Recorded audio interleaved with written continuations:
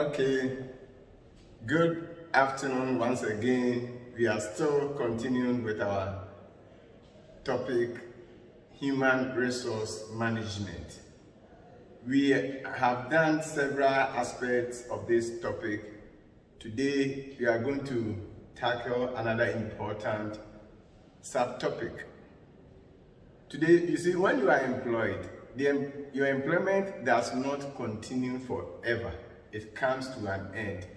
When we are talking about law of contract, we talked about termination of contract.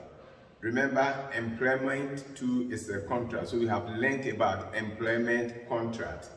And once it is a contract, then it means it can be terminated either by the employer or the employee or by a reasonable agreement. So several ways can lead to the termination of your employment contract. Today we are going to look at labor turnover. We are going to look at labor turnover. The broader term is termination of employment. Your employment can come to an end. So we look at the meaning of labor turnover. Then we look at the factors that contribute to labor turnover and so on and so forth. So let's begin. What is labor turnover? Now when you talk about labor turnover, you see, workers are employed, then they leave the organization. So we are looking at the rate at which workers are employed and then they are replaced or they leave the organization. That is what labor turnover is all about. We are looking at the rate at which workers are employed and then they leave the organization. So when you employ, they leave. So how often do they leave? So labor turnover can either be high or low in an organization. And it is very important for the manager or for the organization to keep labor turnover very low because it is very important. If all your experienced workers are leaving, then that will be a problem. So it is important to keep it low. And we shall work a very simple example. So if you are looking at labor turnover, I said the rate at which workers move out of the firm and are replaced. They are moved, then you replace them. When they move, you have to replace them. So that is what labor turnover is all about. Now let's look at this, how the formula for calculating it. You have the number of employees living in a certain period. The number of employees living in a certain period. Then you divide by the average total number of employees.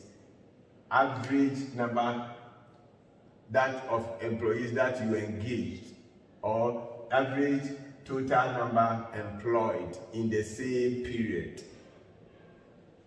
Number of employees living in a period divided by average total number employed in the same period. Then you multiply by 100. Then you get the rate.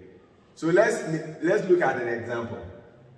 If in 2023 there's a company called X Limited, and that company employed average of 20 staff, then in the same period they recruited 10 staff to replace 12 who left. Then looking at this formula, then it's going to be the number of employees leaving. So 12 left. Then average total number employed in the period, 20. So it will be 12 divided by 20, then you multiply by 100. So this is 20, this is 100, so 20 here 1, 20 here 5. So 12 times 5 is equal to 60%. So that means labor turnover within that period was 60%, which is high. So it means here you can describe labor turnover in the organization as high. It can be also low. So that is what labor turnover is all about. Now let's look at the factors that contribute towards labor turnover, or factors that contribute towards termination of employment. Number one, we have already done that one. One factor that can contribute towards termination of employment or labor turnover is redundancy, so which we have already done. So when you say a worker has been made redundant, you know what is meant by being made redundant. That means there is no work for you, and so you are asked to leave the work place. So redundancy. So when the worker is asked to leave the workplace because of lack of work for the worker, then it means he has been made redundant. During the COVID period, a lot of workers were made redundant. They were asked to go home. They gave them some amount of money, then they were asked to go home because production has declined. So either when there is no work for you, or because you have been asked to leave the workplace as a result of decline in production. When that happens, then you are paid redundancy. They make redundancy payment to you. So some organizations or most organizations will give you 3 months salary or wage, and then you go your way. So that is that. Others too, when you are made redundant as a result of the fact that there's lack of work for you, they can retrain you and then you can be redeployed.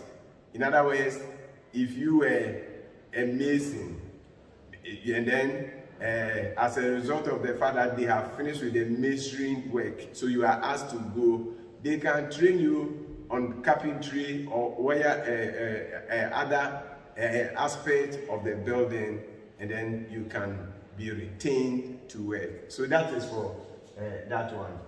Number 2, dismissal.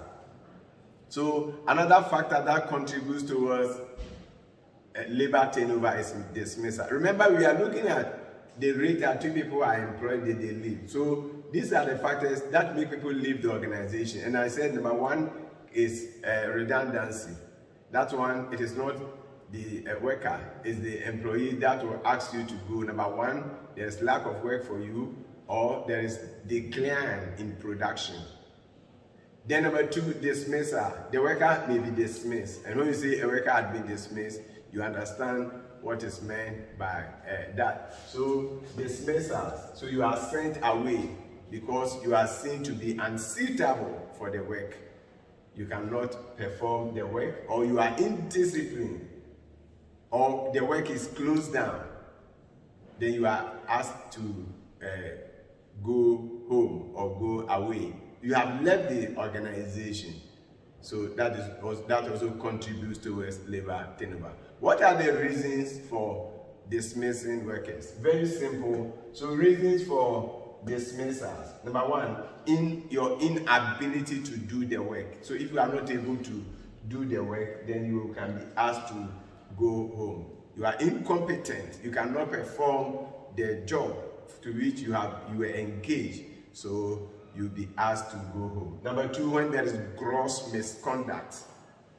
When there is gross misconduct, you may be asked to go home. What are some of the acts that constitute gross misconduct?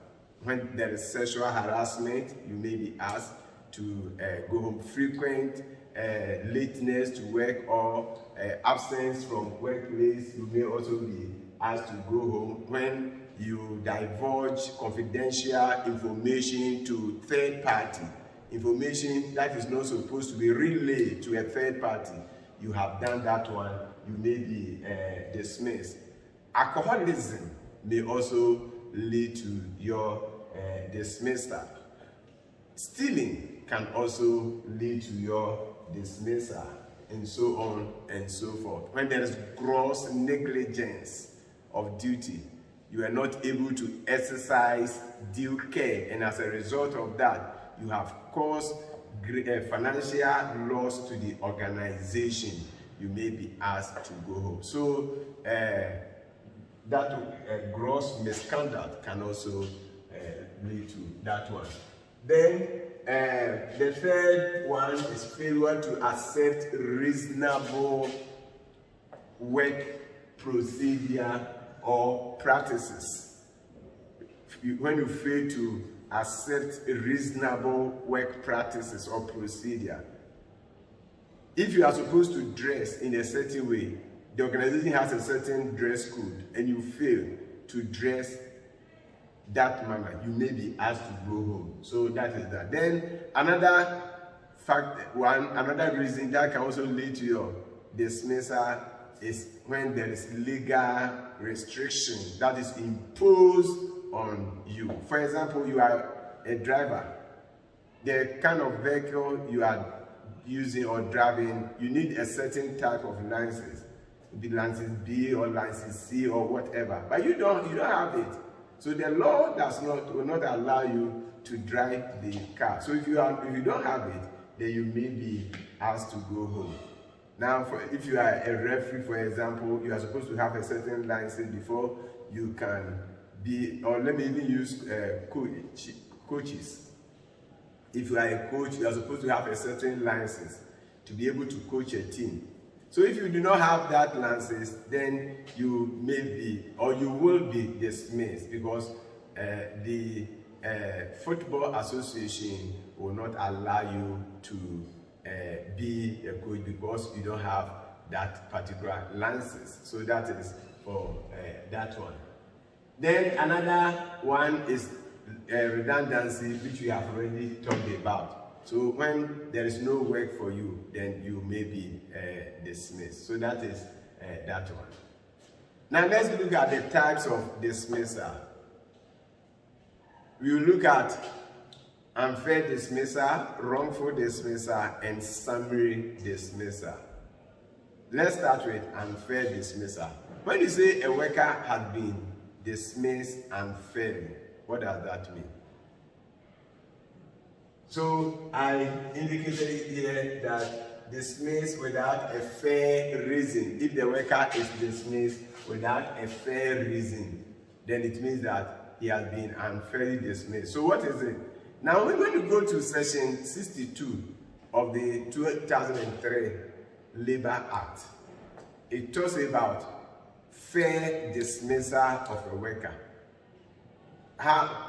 When is a worker fairly dismissed? Now we are looking at unfair dismissal, but let us also know what the Labor Act says in respect of fair dismissal, so that when you are dismissed and it is fair, what does that mean? So if you look at section 62 of the 2003 Labor Act, it talks about fair dismissal when you are incompetent. If you are dismissed as a result of your incompetence, then there is fair dismissal. If you are also dismissed as a result of the fact that you do not have the right qualification, you lack the right qualification, then that is also fair dismissal. When there is legal restrictions on you, when there is redundancy, all these are fair dismissal.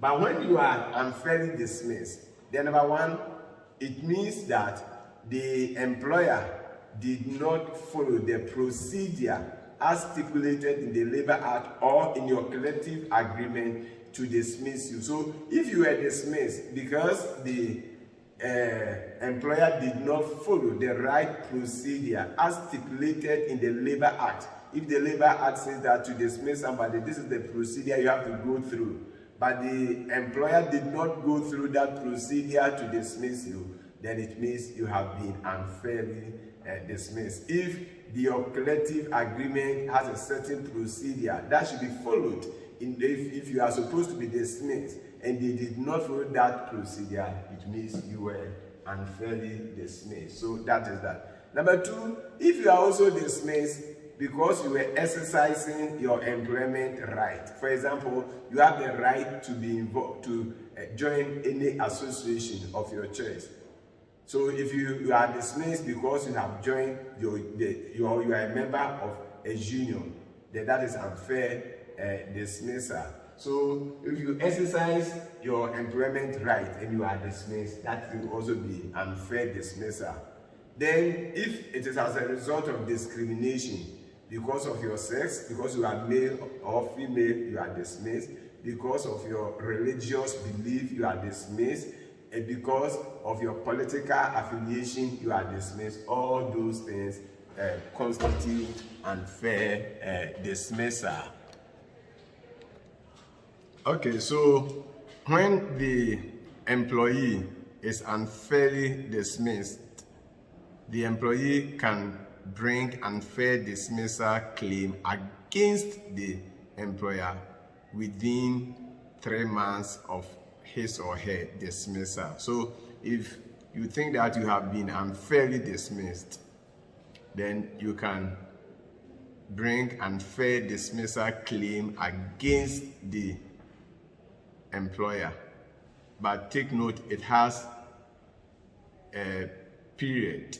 So within 3 months, if after 3 months you have not brought unfair dismissal claim against the employer, then you cannot do that. So that is that. Now let us look at wrongful dismissal. When is an employee wrongfully dismissed? Here it has got to do with breach of the employment contract. When you are wrongfully dismissed, when the employer dismissed you as a result of a breach, when there is a breach of the employment contract. For example, the contract said that if the employer wants to terminate your contract, that is the employment contract, then he is supposed to give you 3 months notice or 1 month notice. If that is what he says, and then the employer did not give you that period of notice before the person dismisses you, then that is wrongful dismissal. You might have done what actually caused for your dismissal, but here we are looking at the fact that the person has breached the employment contract by not giving you the right notice of employment. Then it means the person dismissed you wrongfully. So we said that an employee is wrongfully dismissed when there is breach of contract of employment. For example, if you are not giving the right notice period as laid down in the employment contract. So that is that. When you look at section 51 of the Labor Act, it says that, for example, you have to give 1 month notice to a person with disability if you want to dismiss the person. So if you fail to give that 1 month notice, then it means the person has been wrongfully dismissed. If you don't want the person to bring any claim against you, then there is what you should do. If you are supposed to have given the person 1 month notice, then pay the person 1 month to compensate for that one. So if you pay the person, I'm supposed to give you 1 month notice, but I'm not giving you, I did not give you, then take this 1 month salary. If it is 3 months, you pay 3 months, and that will be it. So that is the wrongful dismissal. Remember, unfair dismissal when the right procedure and other things we have talked about. But here, when it breaches, the dismissal breaches the employment contract. Then the third one is summary dismissal. Summary dismissal. If you dismiss somebody without giving him notice, then it means the person has been summarily dismissed. So that is that.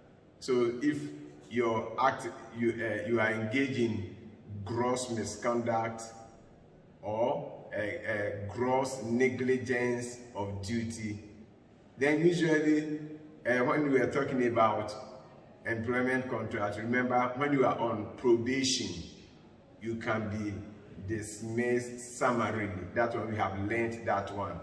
If you are on probation, then you can be dismissed summarily. So that is that. So in summary, these are the 3 types of dismissal that we can talk about: unfair dismissal, wrongful dismissal, and then summary dismissal. So that is that. Then we are looking at the third one, the third factor. Remember, we have looked at redundancy as one of the factors that can contribute towards labor turnover or termination of employment. Then we have also looked at dismissal. When we came to dismissal, we have learned about what dismissal is. Then we have talked about factors that can lead to your dismissal. Then we have talked about types. Now the third one, the third factor that can contribute towards labor turnover or termination of employment is resignation. Redundancy is not an act of the employee. Dismissal is not an act of the employee, but resignation is an act of the employee. When the employee declares his intention to cease from employment, then it means he has resigned, resignation. So the employee indicates that he or she has ceased to be in employment. Then it means he has resigned. So that is that. We will look at the reason why they resign. The fourth one, the fourth factor that contributes towards labor turnover or termination of employment is retirement. It's retirement. So we all know what is meant by to retire. So you are separated from your employment because you have reached a certain age. In Ghana, if you are 60, you have to go on retirement. That is compulsory retirement. But at 55, you can also go on voluntary retirement. So if you retire, then that one too, you have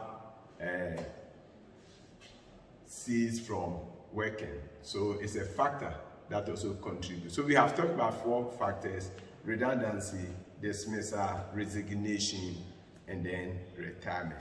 So now let's look at why do workers leave their job? Why do workers leave their job? So in other words, we are looking at resignation. Why the workers resign?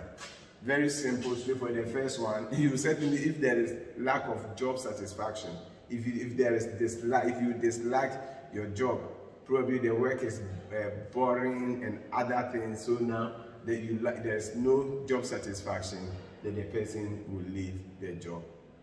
Two, very simple, straightforward. If compensation is on low side, if wages are low or relatively low, if salaries are relatively low, if you are working with a particular company and you are receiving less than somebody who is also working in a similar company in the same industry, the person is receiving 1,000 Ghana, 2,000 Ghana cedis, but you are receiving 500 Ghana cedis where you are, or the employer is not implementing the principle of minimum wage, then certainly the person will dislike the job and then the person will leave the workplace. So that is that. The next one, when there's no extra payment for extra work done, then people will leave the workplace. Then when there is poor working condition, poor lighting, poor ventilation, and other things, the place is so much noisy, and we have learned about that, then the person will leave the workplace. So another one is when the worker or workers, let me use worker, dislikes management attitude. When the worker dislikes management attitude or the supervisor's attitude, then the person will leave the workplace. But the next one, when there is a lack of opportunity to express one's opinion, when there is lack of opportunity to express one's opinion, the person will leave the workplace. So these are the reasons: dislike for the work, low wage, no extra work for extra work done, no extra pay for extra work done, poor working condition, there's lack of management attitude, lack of opportunity to express oneself, then lack of opportunity for training will also make the person leave the workplace. So that brings us to the end of labor turnover or termination of employment. Your employment does not continue forever. It comes to an end at a certain period. And we have looked at the meaning of labor turnover. Then we have also looked at the factors that contribute towards labor turnover or termination of employment. When we came to dismissal, we looked at the causes of dismissal. We have also looked at why workers leave the workplace. That is why they resign. Till we meet again another time. Good day.